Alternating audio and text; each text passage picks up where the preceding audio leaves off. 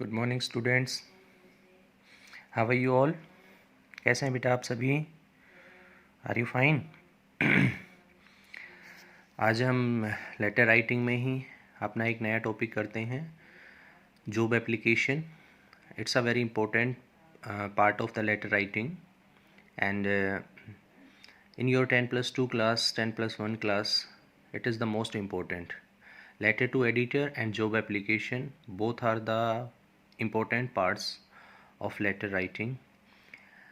Before that, I'm telling you, yesterday I gave you some notes of business letter. So I hope you have done them. आपने उनको कर लिया होगा. Questions, one solved question was also given in that, and one unsolved question that you had to do, जो आप लोगों को करना था. और आई होप आपने वो सभी कर लिए होंगे. आज हम आपको नेक्स्ट पॉइंट जो है लेटर राइटिंग का, जॉब एप्लीकेशन का, वो आपको बताते हैं. जॉब एप्लीकेशन क्या है? जॉब एप्लीकेशन बेटा इन द सेंस आप कह सकते हैं, if there is given any requirement for the job in any of the company, any of the organization, and you want to apply. अगर आपके एरिया में या कहीं भी किसी भी ऑर्गेनाइजेशन में, कोई कंपनी में जॉब की रिक्वायरमेंट है और उन्होंने कोई एडवर्टाइजमेंट दिया है and you want to apply in that, उसमें आप अप्लाई करना चाहते हैं. So for that purpose we have to write job application. Okay, so this is also the part of formal letter. एक तरह से ऑफिशियल लेटर ही कहलाता है ये. Official in the sense formal letter कहलाता है ये, जिसमें फॉर्मल लैंग्वेज का ही यूज़ करना होता है. ठीक है. What the points can be there in the job application? Firstly we have to see here. सबसे पहले जो चीज़ हम देखेंगे वो फॉर्मेट की बात कर रहे हैं. ठीक है. Format, because you are writing, so you have to write your personal address here, sender address. If it is in questions, you can write according to that, otherwise you will write it yourself. ठीक है बेटा. उसके बाद date आप लिखेंगे. Then the next point, next is receiver address, means जिस company में जहाँ पे भी जॉब है उसका एड्रेस आ जाएगा. Subject sir, then content, after that subscriptions, your faithfully, name.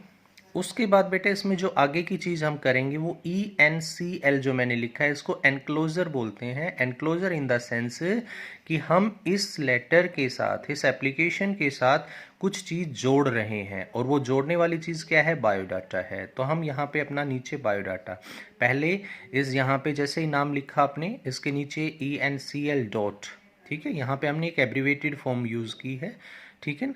तो हमने ENCL, इसका फुल फॉर्म होता है एनक्लोजर, यानी जोड़ना, और जोड़ क्या रहे हैं? हमने लिखा बायोडाटा. अब हम अपना बायोडाटा नीचे इसके बना देंगे. It is also the part of this your job application. ये भी बायोडाटा आपकी जॉब एप्लीकेशन का ही पार्ट है बच्चे. ठीक है. तो आपको ये फॉर्मेट इस वे में आपको लेना है. सेंडर एड्रेस होगा, लीवर लाइन, उसके बाद डेट, फिर receiver address, subject sir, yours faithfully, name. ये जो चीज़ है हमारी एक्स्ट्रा इसमें ऐड हो गई है. Okay, now we will solve the question that what the points can be there to write this one. क्या क्या पॉइंट्स हो सकते हैं, आप यहाँ पे क्वेश्चंस को देख सकते हैं. एक कंपनी है, कहता है उसने एक एडवर्टाइजमेंट दिया है. ठीक है. और क्या एडवर्टाइजमेंट है? हिंदुस्तान टाइम्स में दिया है for the recruitment of the management trainees. ठीक है. किस चीज़ के लिए? मैनेजमेंट ट्रेनीज के लिए. To be groomed as manager of their company, apply for the same your detailed biodata. कहता है अपना इस पोस्ट के लिए अप्लाई करो, आपका बायोडाटा इसमें ऐड करो, जो भी डिटेल्स हैं वो आप ऐड करेंगे. आपका भी एड्रेस दिया हुआ है, अमन अदिति है, गुलाब रोड से, लखनऊ से. ठीक है. You can see here the sender address and the receiver address both are given in the question, so you will write the same if it is given.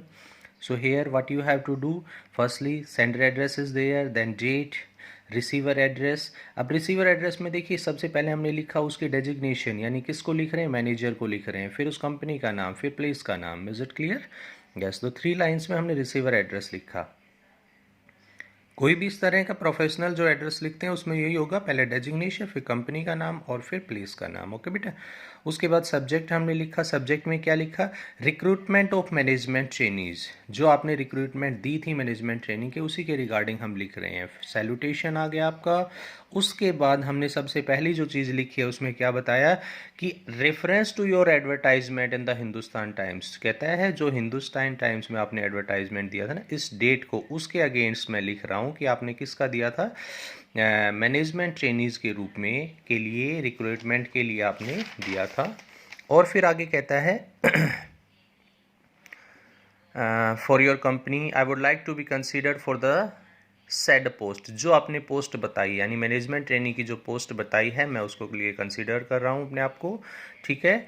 मेरा बायोडाटा इसके साथ है एनक्लोज्ड है, मेरी कंसिडरेशंस को पर्सनल्स को दिखा रहा है।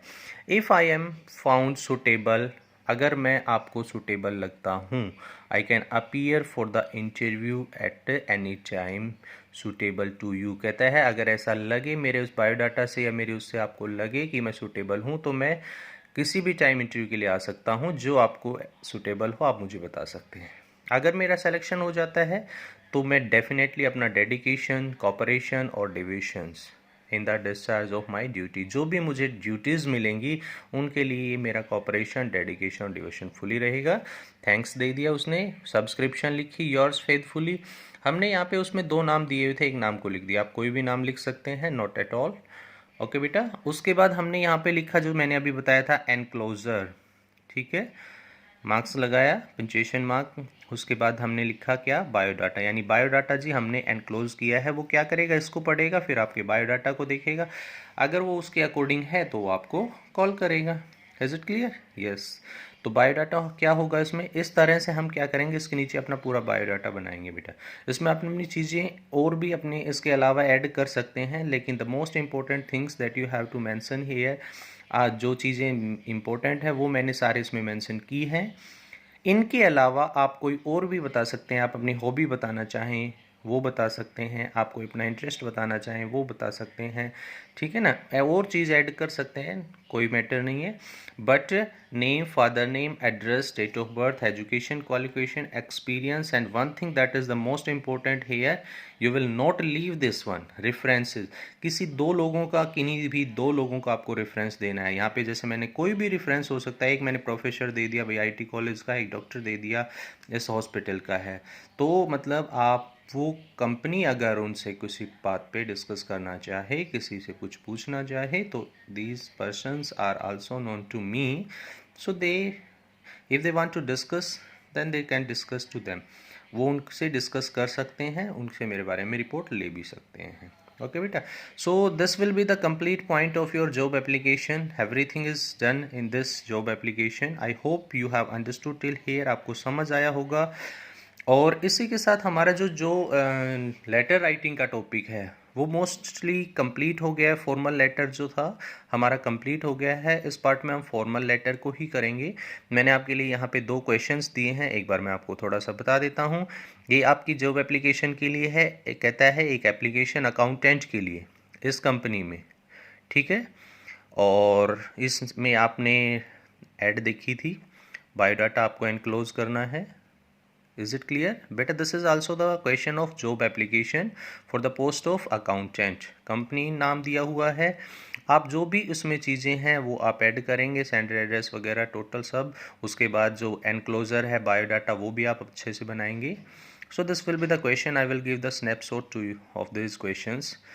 एक क्वेश्चन मैं आपको और बता रहा हूँ, उसमें क्या है वो, You are Mohan Mohini, the resident of Shivaji Nagar, Jaipur. Write a letter to the water authority about the water problem in your area. आपका एड्रेस दिया है, कहता है वाटर अथॉरिटी को एक लिखिए उसमें जिसमें आपके एरिया में वाटर की प्रॉब्लम है, वो आपको इसमें मेंशन करनी है। Is it clear?